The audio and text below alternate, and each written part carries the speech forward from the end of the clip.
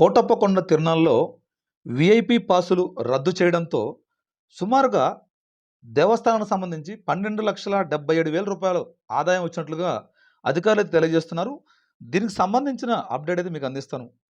మహాశివరాత్రి పండుగను సంబంధించి కోటప్పకొండ త్రికోటేశ్వర స్వామివారి ఆలయంలో వీఐపీ పాసులు రద్దు నిర్ణయాన్ని ఆలయానికి సంబంధించి ఆదాయాన్ని తెచ్చిపెట్టిందని అధికారులు తెలియజేస్తున్నారు.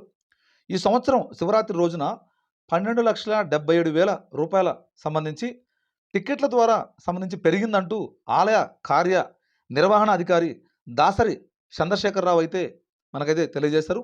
భక్తులు ప్రశాంతమైన వాతావరణంలో స్వామివారిని దర్శించుకున్నారంటూ ఆయన తెలియజేశారు.